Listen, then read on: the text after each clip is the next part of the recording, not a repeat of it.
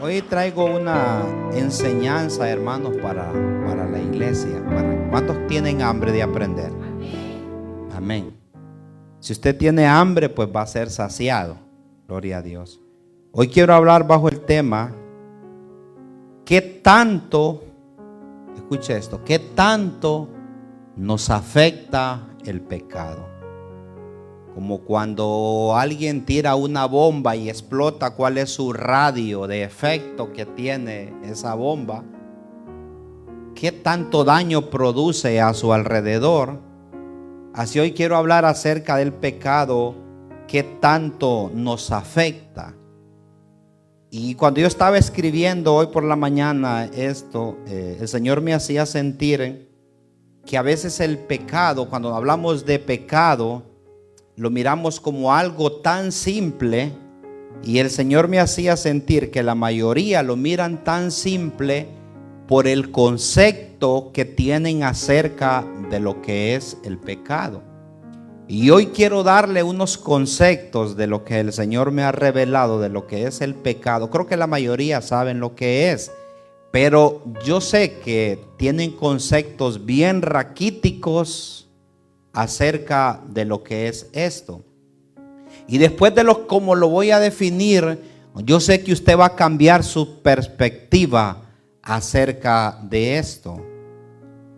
Y escuche esto: el pecado es la manifestación en contra de la voluntad de Dios. Es protestar contra Dios. Escuche esto, hermano. Es protestar contra Dios, menospreciar al Señor. Eso es el pecado.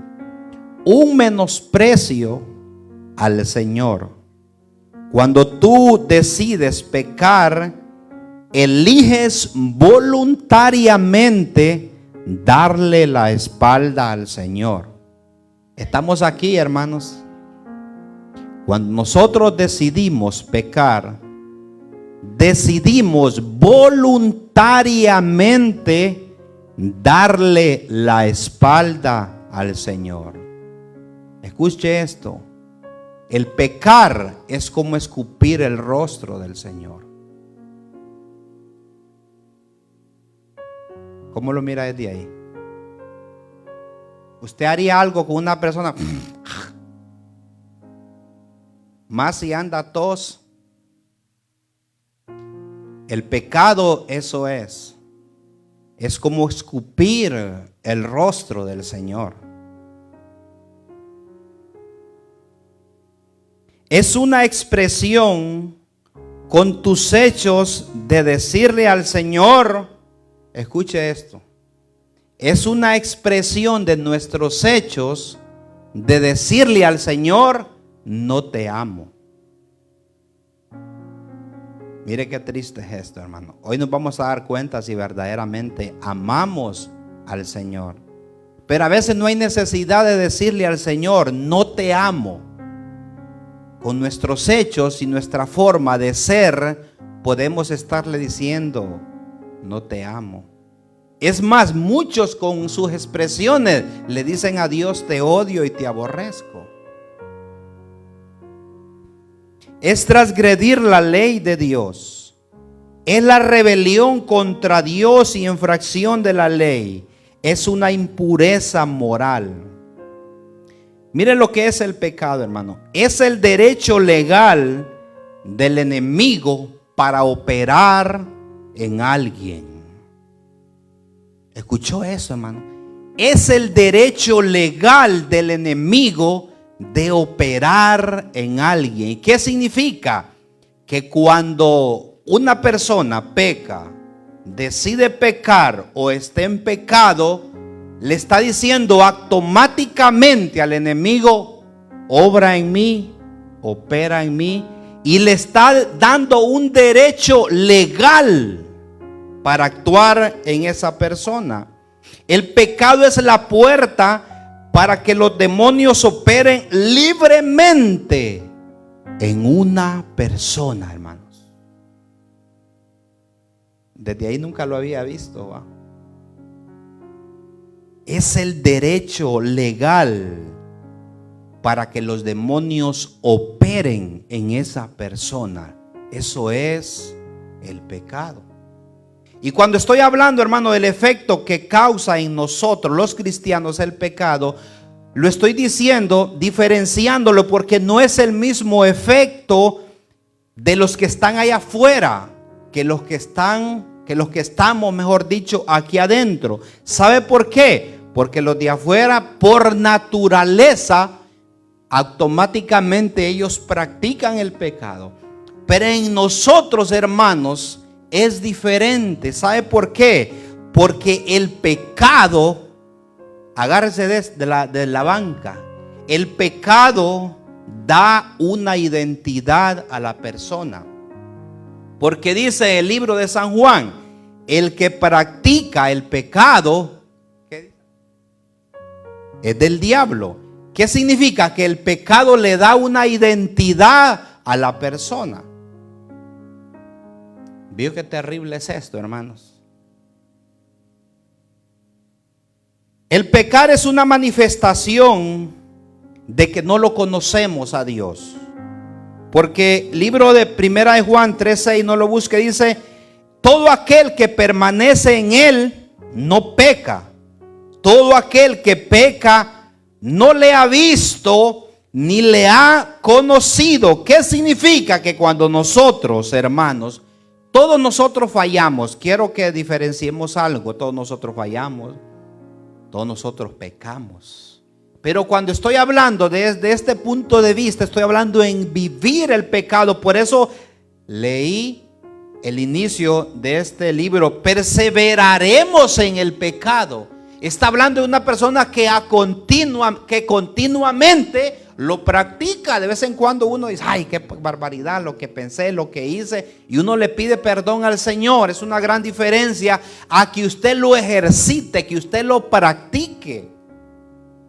Por eso Pablo dice: perseveraremos en el pecado para que la gracia abunde. En ninguna manera. Yo no puedo decir: ay, voy a pecar, igual hay gracia. Y la gracia no es para sobreabundar el pecado. Porque dice Pablo que lo que hemos muerto al pecado, ¿cómo viviremos en él? Ahora, cuando nosotros conocemos al Señor, no pecamos, no podemos pecar, hermano, porque sabemos lo que significa el pecado. Cuando se te facilita pecar, escuche esto, es porque aún no está la simiente de Dios en la vida. Que hay personas que se les hace tan fácil pecar, hermanos, que es como llevarse un bocado a la boca. Eso nos da una respuesta a nosotros, que cuando se nos facilita pecar, es que todavía no está la simiente de Dios en nuestra vida. Porque dice la palabra que todo aquel que es nacido de Dios no practica el pecado, porque la simiente de Dios permanece en él y no puede pecar porque es nacido de Dios. Mire qué curioso esto, dice que no puede pecar. Hay algo que no lo deja, hermanos. Fíjate que yo he pensado y he analizado, bueno, a ver si yo me podría ir para el mundo. Pero fíjese que yo he pensado así como irme para el mundo, y yo no podría, no puedo irme para el mundo, no, algo no me deja. No sé si me está explicando. Es decir, no, hermano, ya me voy para el mundo, y no es porque yo quiera, es que no puedo irme. ¿Sabe por qué? Porque hay una simiente dentro de mí que no me deja ir no me imagino allá andar en discotecas, andar allá con cigarro, andar allá con mujeres, andar allá en el vicio. No concibe mi mente eso. ¿Sabe por qué? Porque hay una simiente dentro de mí que no me dejaría hacerlo. Entonces Juan está diciendo que el que tiene la simiente de Dios no practica el pecado, porque eso no lo va a dejar. La naturaleza nueva, el hombre nuevo, lo tiene anclado. ¿Y sabe cómo? Lo tiene crucificado a la cruz de Cristo, hermanos. Amén. Toda la humanidad, Durante la creación, hermanos, desde la creación del diluvio, las enfermedades, las muertes, todas las desgracias en esta tierra, su origen es el pecado. Todas las desgracias, hermanos, que caen sobre esta tierra, juicios de Dios, que vienen terremotos, que vienen inundaciones. Usted mira que ciudades enteras, Dios las castiga severamente. Todo es producto del pecado. Cuando nosotros lo miramos de esa manera, hermano, tiene que producir en nosotros un odio por el pecado. Los creyentes tenemos que detestar el pecado. Incluso cuando Dios habla del pecado, dice que ni aún se nombre entre nosotros. Por eso no se puede tratar con tanta liviandad. Hay que tratarlo como es. La iglesia tiene que verlo con tal, hermano, mirarlo, hermano, como si usted mira algo ahí, sentir, hermano, que eso lo va a arruinar, que eso lo va a destruir, hermano, y verlo como tal. No nos podemos familiarizar con el pecado, porque el pecado daña la economía.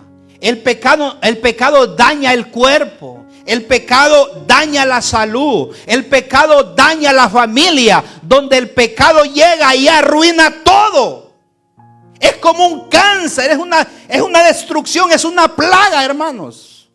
Peor que el de las cucarachas. Y a su nombre. Dios detesta el pecado. Por eso es que Dios creó una barrera de separación entre Él y nosotros, hermanos. El pecado es el que nos separa de la voluntad de Dios. El pecado es el que lleva a las personas al castigo eterno. El pecado es lo que tiene a mucha gente hoy destruida, en la cárcel, en miseria, hermano. Eso es el pecado. Y no podemos decirle bienvenido, su majestad, pecado, porque eso va a destruir nuestras vidas. Hoy voy a ser breve, hermano, porque quiero darle algo fundamental que se lo lleve a su casa. ¿Cómo se origina? Porque usted puede decir, hermano, yo no estoy en pecado, yo ando bien con el Señor y gloria a Dios por usted, hermano. Pero déjenme darle algunos puntos de cómo se origina el pecado. Anote. Porque esto le va a servir para toda su vida. Péguelo en su pared, ándelo en sus anotes, póngalo como alarma, donde sea. El pecado se origina a través de un deseo. ¿Escuchó, hermano? Le voy a dar tiempo a los que están anotando. El pecado se origina a través de un deseo. Ningún pecado se ejecuta si primero no existió un deseo. Ese es el punto de partida. Es el génesis de la desgracia de un hombre, el deseo. Por eso tenemos que tener cuidado con las cosas que nosotros deseamos. Con lo que nuestro cuerpo desea, hermano, en todos los ámbitos que se mueve nuestro cuerpo, tenemos que saber qué nuestro cuerpo está deseando. Ahí se origina el pecado y ahí se originó el pecado original. ¿Qué pasó con Satanás? Él deseó ser igual a Dios. ¿Qué pasó con Eva? Dice que la mujer vio que el árbol era bueno para comer y era agradable a los ojos. Árbol codiciable vio, lo deseó. Entonces ve, hermano, porque muchas personas dicen, yo no entiendo cómo yo caí en pecado, yo no entiendo cómo yo hice eso, en qué momento yo estoy aquí. Desde el momento que lo deseaste, se comenzó a originar el pecado. Tú no pecas si primero no lo deseas. Estamos aprendiendo esta mañana, hermano. Dice la mujer, y vio la mujer que el árbol era bueno, porque el pecado no se va a presentar como un plato desagradable. El pecado siempre se va a presentar como algo bueno. Siempre se va a presentar como algo delicioso, algo codiciable, algo que se quiere disfrutar. Así se presenta porque lo miró agradable para comer. No va a creer que el pecado se le va a presentar así como me salió el diablo con cachos, con cola y con un palo como con trinche. No. El diablo se le va a presentar bien maquillada. Le va a presentar con condimentos a la comida, con buen olor. Porque el diablo lo primero que va a tratar de incentivar son sus deseos. Hello. Todo deseo, estamos viendo cómo se origina. Todo deseo va a ser alimentado. Escuche esto. Primero el deseo, pero todo deseo va a ser alimentado con lo que miramos. Los ojos, hermanos, son la ventana del alma. Y con lo que nosotros vemos es la principal causa de lo que nosotros vamos a desear. Mientras usted no mire, es difícil desearlo, ¿sí o no? Cuando usted va a un restaurante y hay comida buffet, usted no dice, quiero esto, quiero esto, quiero esto. Y no. ¿Qué hace primero? Primero lo mira. Ay, qué rico se miran los chicharrones. Deme eso porque se miran crujientes. Aunque después ande lleno de colesterol. Cuidado con lo que nosotros estamos viendo. Porque primero empieza con lo que tú miras.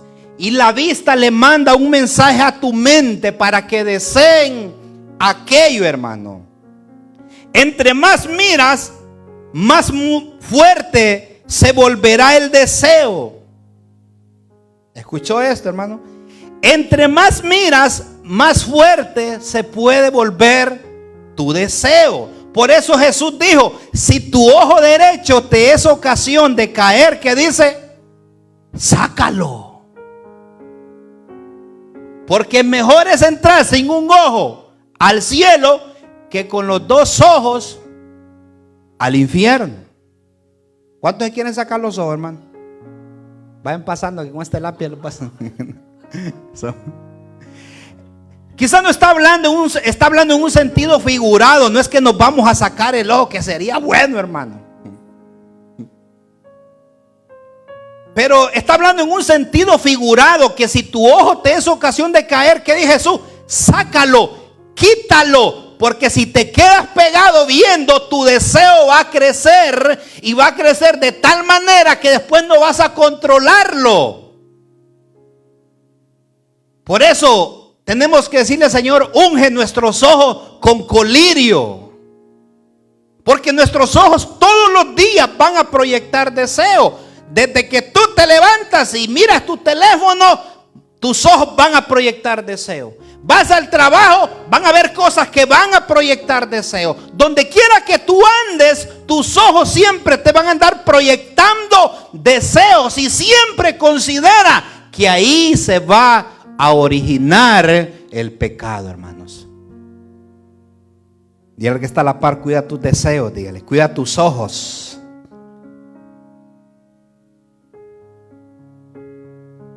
Ahora, ¿cómo se desvanecen, hermanos, estos deseos? Huye, resiste, sométete o sometámonos. Huye, resiste.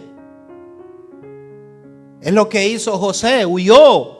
Pablo le dijo a Timoteo, huye de las pasiones juveniles. Resistid al diablo y él huirá de vosotros. Someteos bajo la mano poderosa de Dios. Resistid al diablo y él huirá de vosotros. Resista ese deseo, hermano. No voy a ver. No voy a caer en ese deseo pecaminoso. Voy a tener dominio propio sobre mis deseos y no voy a permitir que eso me arruine la vida. Y a su nombre. Me gusta cómo Pablo compara de cómo se origina el pecado. Y él lo compara, ponga atención, él lo compara en todo el proceso del nacimiento de un niño. Así él lo compara el pecado cuando una mujer concibe, da luz y todo eso y hasta que pare. Entonces Pablo así lo compara. Y en el libro de Santiago capítulo 1 verso 12 dice: bienaventurado el varón que soporta la tentación, porque cuando haya resistido, escuche esto, hermano, la prueba, recibirá la corona de vida, porque Dios ha prometido que le ama a los que le aman. Cuando alguien es tentado, escuche esto, hermano, no diga que es tentado de parte de Dios, porque Dios no puede ser tentado por el mal, ni Él tienta a nadie.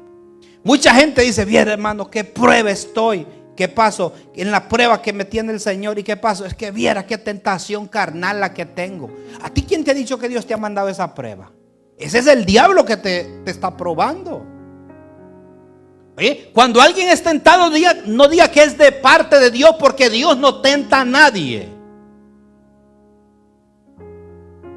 Sino que cada uno es tentado cuando de su propia concupiscencia, escuche esto, hermano, es atraído y seducido. Estamos hablando de cómo se origina el pecado. Se origina cuando nosotros vemos, cuando nosotros deseamos. Entonces Pablo aquí está diciendo: esto se va a originar cuando tú sos atraído y cuando tú sos seducido. ¿Sabe qué significa en el original griego atraído y seducido? Significa carnada. Y el diablo es muy paciente, hermanos. El diablo hace la carnada y ahí está, que pique. Ahí está esperando que pique. Y le dice a sus demonios: tranquilo, pónganle ahora una culicha más gorda, a ver. Y ahí está, él es muy paciente. Entonces Pablo está diciendo: estamos siendo atraídos, estamos siendo seducidos ante una carnada. ¿Sí me entiende, hermano, lo que yo estoy hablando? Por eso es que dice la palabra: bienaventurado el varón que soporta la tentación. Porque va a haber la carnada, va a haber el anzuelo donde está ahí. Pero Pablo dice: soporta la tentación. En cierto momento dice que alguien iba caminando, iba tirando granos de maíz en el camino, así. Solo iba tirando granos de maíz. Dice que atrás de él venían muchos cerdos comiendo el maíz. Y dice que alguien le preguntó: oye, qué extraña forma de que tú alimentas los cerdos. Le dice: yo no estoy alimentando los cerdos, solo estoy usando una carnada para llevarlos al matadero. Y así es Satanás. Te tira granitos de maíz. Un granito no ofende. No ofende un granito. Pero miras otro más adelante y te vas tras más adelante y un grano te lleva a otro grano. Y sin darte cuenta estás siendo seducido y estás siendo atraído y estás camino a una trampa que Satanás puede tener tendida. Amén, hermanos. Entonces Pablo dice: cuando alguien es atraído, cuando alguien es seducido, entonces la concupiscencia, después que ha concebido, en pocas palabras, hermano, tú lo vistes, tú lo deseaste, mordiste el anzuelo. ¿Y sabe qué pasó? Dice que la concupiscencia, después que concibió, ¿sabe qué significa concebir? Aceptas el hacerlo, aceptas la idea de tu deseo te sugirió y tú aceptaste esa idea, lo estás concibiendo y comienzas a trabajar en esa idea. ¿Me están entendiendo, hermanos? Lo estás concibiendo. Aceptas la idea y comienzas a trabajar en esa idea. Muchos ya días tienen esa idea, solo que no han tenido la oportunidad de ejecutarla. Comienzas a trabajar en esa idea. Comienzas a mandar esa idea en mensajes. Comienza a hacer expresiones, a reflejar lo que ya está en tu corazón. Hello. Está aquí en la iglesia, hermanos. Los pensamientos malvados, hermanos, comienzan a operar en la vida de una persona que ya concibió el deseo, que ya tiene la idea, y esos pensamientos malvados ya comienzan a operar. Por eso Jesús habló en contra de eso y dijo: si tú miras una mujer para codiciarla, dice que ya adulteraste en tu corazón. ¿Sabe por qué Jesús lo dijo? Yo lo he analizado, Señor. Tan drástico eso, que si ya lo vistes y codiciaste, ya adulteraste en tu corazón. ¿Por qué? Y yo, Señor, explícame esto. Y el Señor me hacía sentir, ¿sabe por qué? Porque es una persona que ya está concebida. Hay vuelta atrás cuando usted se hace la prueba y aparecen las dos rayitas, mujeres. Hay vuelta atrás. Ya se punta mentolina. Ya puede hacer lo que haga. De que esa panza crece, crece. ¿Sí o no? Ahí no hay vuelta a Dios, hermano. Entonces por eso es cuando alguien mira, cuando alguien codicia, Jesús lo miró desde esa forma, lo miró desde ese punto de vista. Ya hay algo en su mente, ya hay algo en su corazón, ya concibió el pecado, solo es que no ha tenido la oportunidad. Y hay mucha gente, hermano, que si tiene la oportunidad lo hace, normal, sin reproche, sin remordimiento, sin nada, porque Dios ya conoce nuestro corazón y sabe que seríamos capaces de hacerlo. Solo que no se ha dado el chance. Pero si da el chance, ¿sabes por qué lo vas a hacer? Porque tu deseo te ha controlado, y porque el diablo te ha dominado, y porque el diablo te ha engañado. Y a su nombre, hermanos. Los pensamientos malvados son tan pecaminosos como los hechos malvados, según Mateo 5:28. Vuelvo a repetir, hermano. Los pensamientos malvados son tan pecaminosos como los hechos malvados.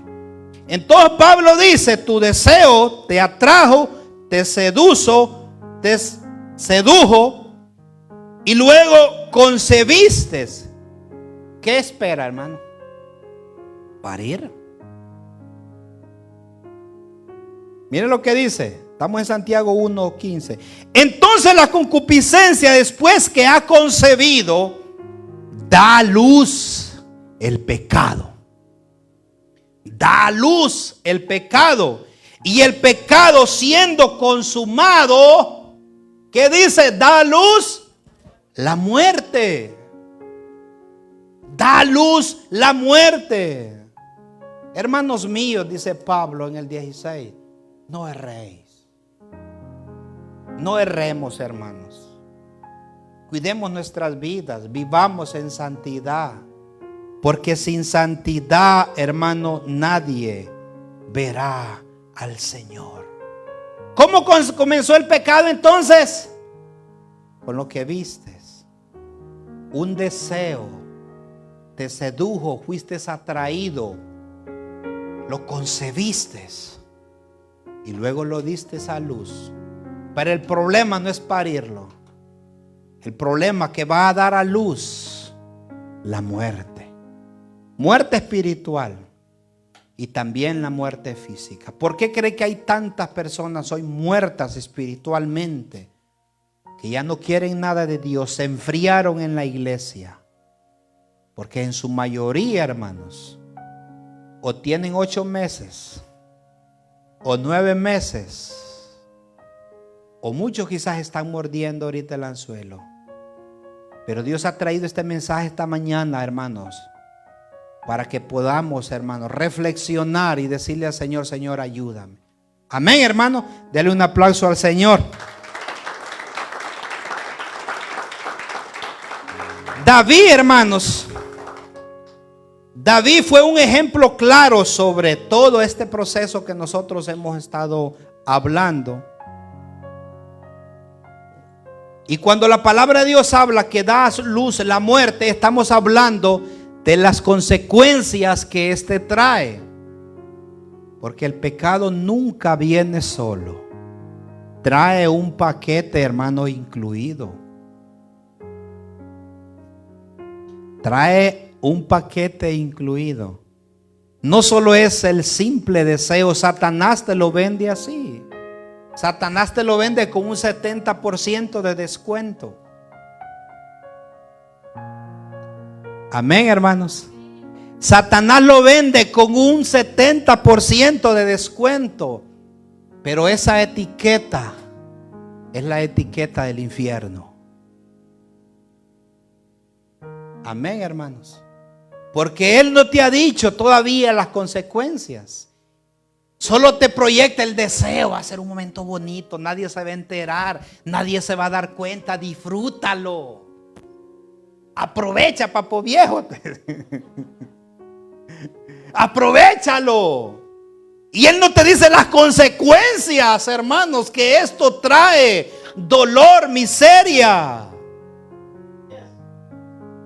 Y David fue ejemplo de las terribles consecuencias. Su caída comenzó con el deseo. Miren lo que dice Segunda de Samuel. Le pido que no se vaya a dormir, esté atento. Voy a terminar rápido, no se preocupe, hermano.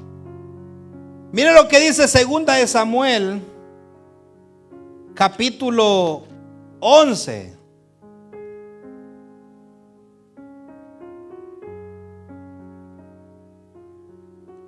Segunda de Samuel, capítulo 11, verso 2. Y sucedió un día que al caer la tarde se levantó David de su lecho. Escucha bien esto, hermano. Yo desde aquí comienzo a analizar la caída de David. Desde aquí comienzo a analizar la caída de David. Número uno, que se levantó tarde. En otros versículos decía: Señor, de mañana oirás mi voz. En otros versículos decía: yo me adelanté a la luz del sol. Antes que saliera el alba, yo estaba de rodillas. Y este versículo comienza a decir que al caer la tarde se levantó David de su lecho. Eso significa que ese día, ¿qué pasó, hermanos? No oró. ¿Vio cómo la palabra nos da estos pequeños detallitos? Cuando él decía: como el ciervo brama por las corrientes de las aguas, David, hermano, oscuro estaba de rodillas, oscuro estaba orando, oscuro estaba de pie, bramando como el ciervo por la presencia.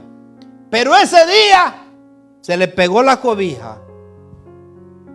Hermano, y para nosotros fallarle al Señor, con un día que nos descuidemos, nos traga el diablo. Se levantó tarde de su lecho y se paseaba sobre el terrado real. ¿Y qué dice, hermano? ¿Y qué dice? Y vio. ¿Qué hemos estado estudiando, hermano? ¿Dónde se origina el deseo?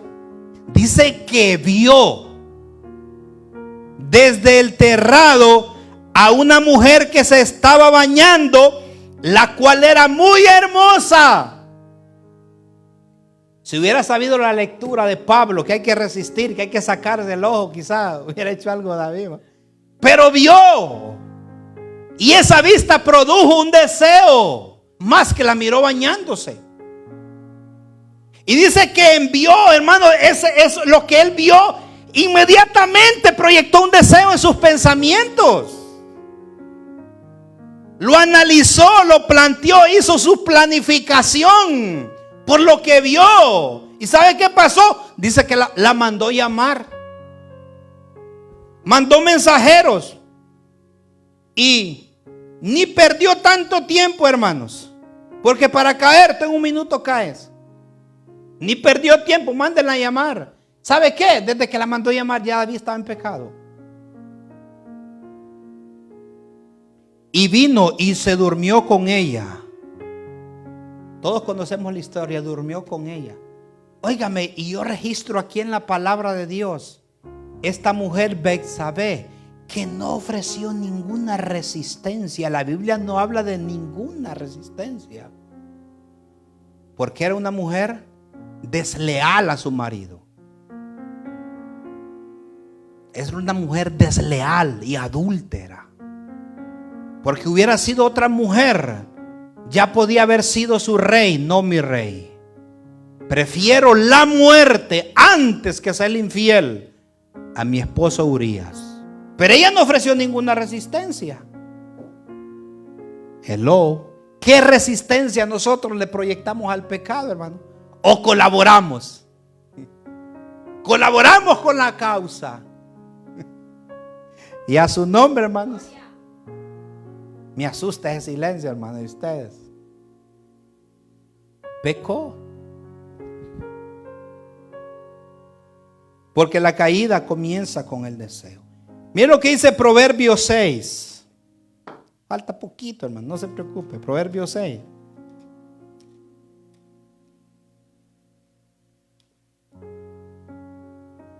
Voy a leer el verso 25, creo que es.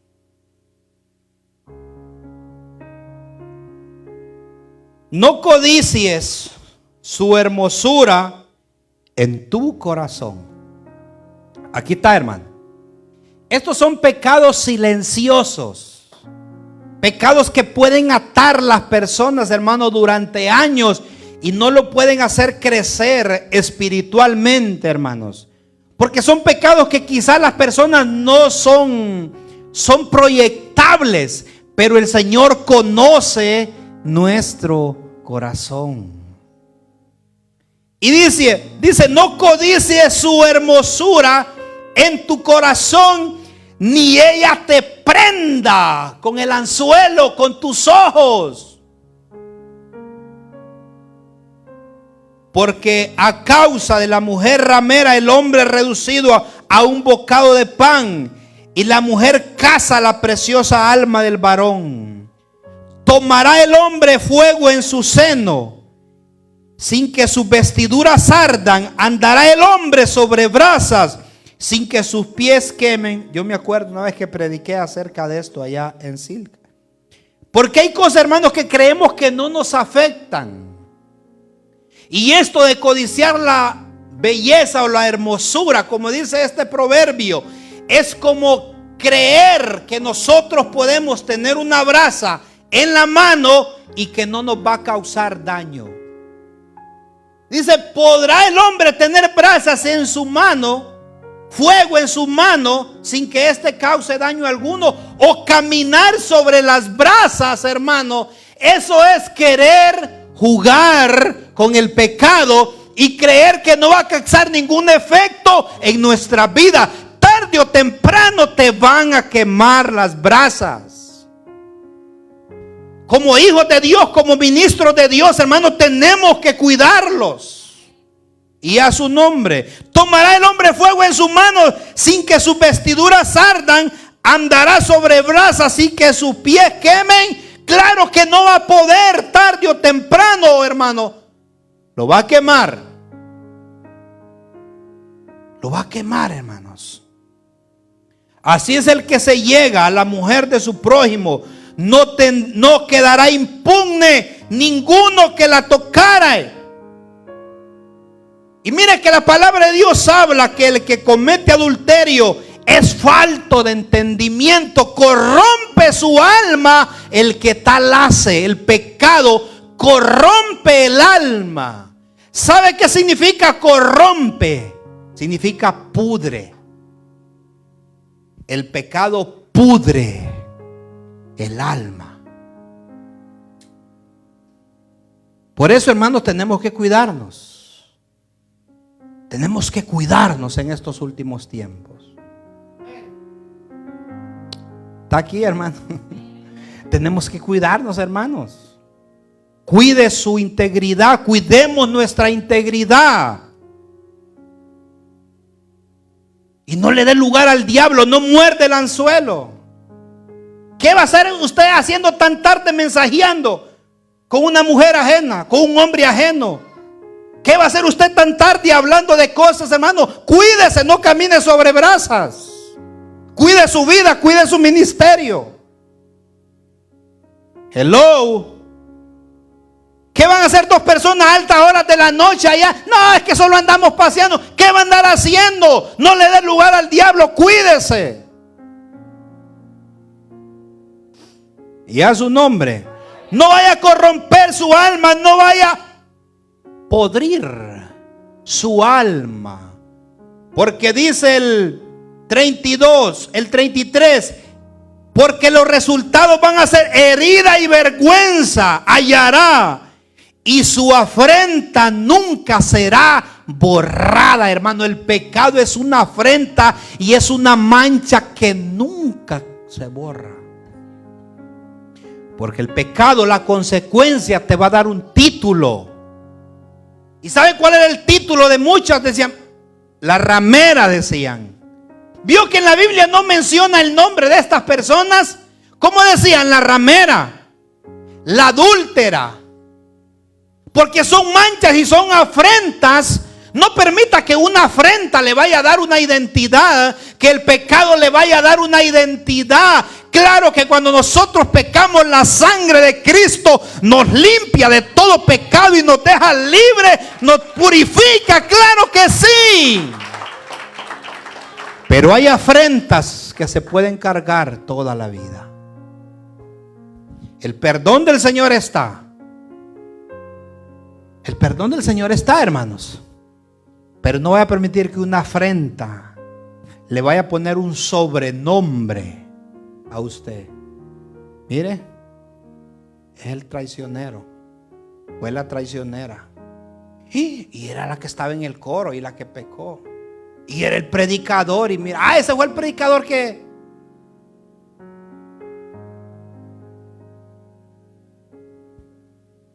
Cúbrenos con tu sangre preciosa, Señor. Y a su nombre, hermano. Voy a ir terminando, hermano. ¿Y sabe cuál fue el problema de David? Que sus pecados no fueron confesados hasta que fue amonestado. Ese fue el detalle de David. Que hay gente hasta que se ve descubierta, ay, sí, pero lo que está llorando porque se le descubrió, pero no fue algo que provocó dolor en su vida. Hermanos, a los hijos de Dios nos tiene que provocar dolor fallarle al Señor. ¿Cómo es posible que con tanta facilidad nosotros estemos planificando el pecado y darle la espalda al Señor y escupirle su rostro? ¿Cómo es posible, hermanos? Y si eso está en tu vida, tú necesitas arrepentirte, convertirte de verdad, hermano, porque los hijos de Dios tenemos que odiar el pecado, aborrecerlo y detestarlo, porque no es parte de nuestra vida. Eso no es parte de nuestra vida, eso es del infierno. Yo sé que no es un mensaje popular donde la gente se va a reír y va a levantarse y va a aplaudir. Claro que no, pero esto determina tu futuro, tu eternidad, tu familia, tu matrimonio. David no lo confesó hasta que ya se miró entre la espada y la pared. Y era un hombre conforme al corazón de Dios. Pero cuando el profeta lo confrontó, ¿sabe qué le dijo? Dios te perdona, pero tu afrenta va a ser toda la vida. Vas a cargar con eso toda tu vida. Amén, hermanos. Y Dios lo perdonó. Y lo primero que pasó cuando Betsabé parió, ¿sabe lo que pasó? Dios le quitó el hijo. Primera consecuencia. El niño tiene que morir porque es producto de un adulterio. Y el niño murió. ¿Sabe qué pasó? Le dijo el profeta: de ahora en adelante no se apartará la espada de tu casa. Y comenzó la desgracia, hermano, en la casa, en un reino. Un hermano violó a la hermana. Un hermano se levantó contra su hermano. Un hijo le quiso dar golpe de estado a él mismo. Su afrenta duró toda la vida. Hermano, a veces nos ha costado a nosotros construir una familia, un matrimonio por años. Y a veces me pongo a platicar con mi esposa, que el jueves estuvimos cumpliendo 20 años de casado.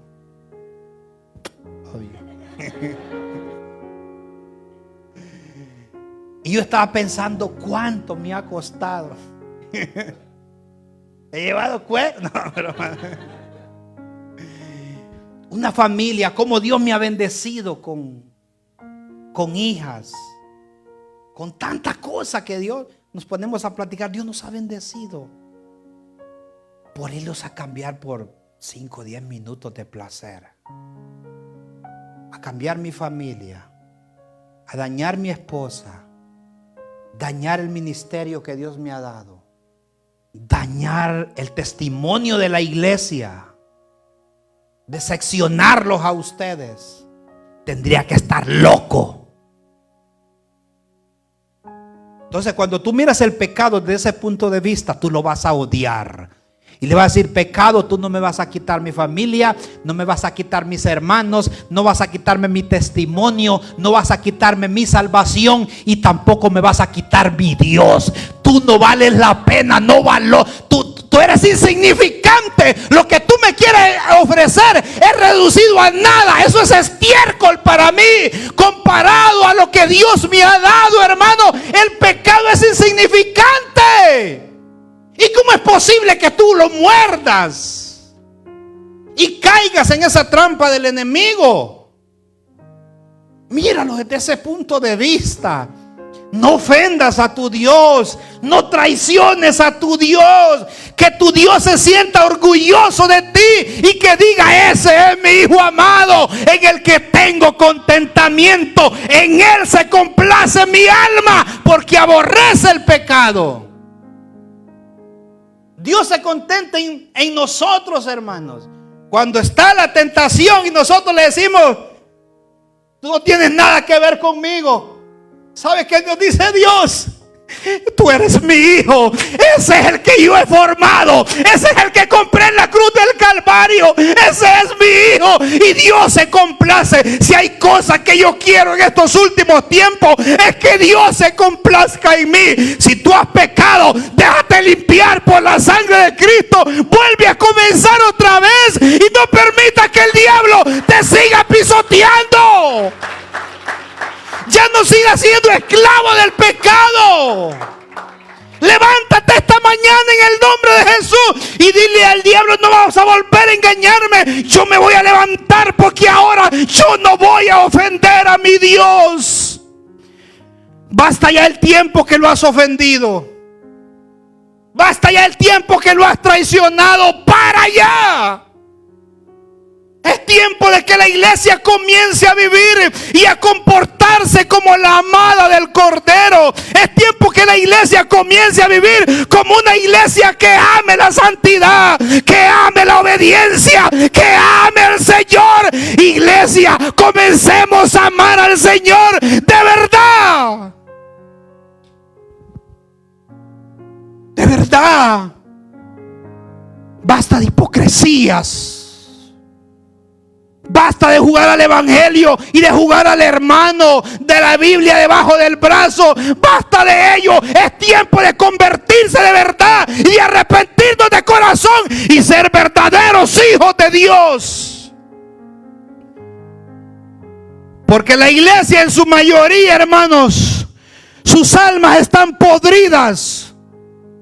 En su mayoría el alma hiede. Almas corrompidas, adúlteras, llenas de lascivias y de pecado.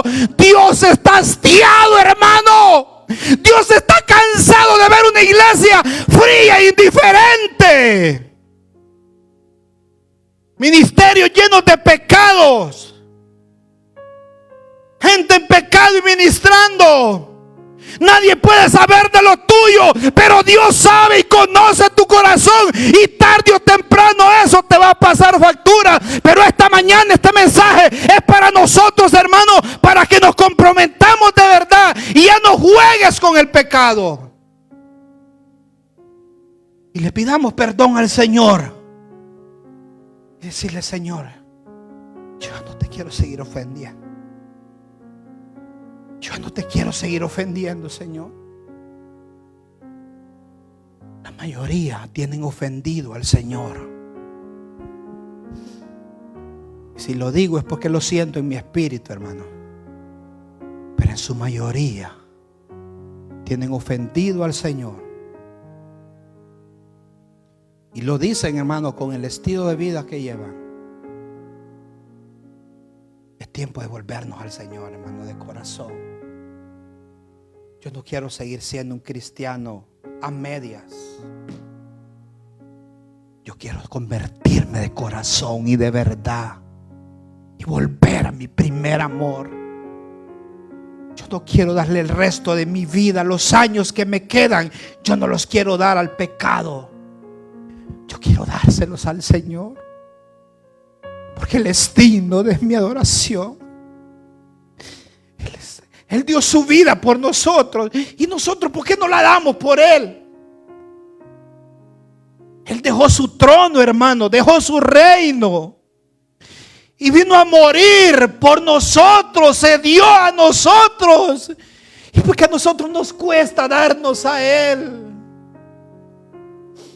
Y nos convertimos en un romano más. Nos convertimos en un romano más. Solo nos falta el látigo para expresar nuestro amor al Señor. El Señor dice en su palabra: este pueblo de labios me honra, mas su corazón está lejos de mí. Qué difícil es que lo que nosotros hablemos no sea procesado desde acá. Es una ofensa a Dios. Cuando nosotros cantamos y adoramos al Señor, y que al salir de aquí vamos otra vez a revolcarnos con una porquería, y nuestra vida no tiene nada que ver con lo que cantamos aquí. Yo te digo esta mañana, hermano, volvámonos al Señor de verdad. Póngase de pie esta hora, gloria a Jesús.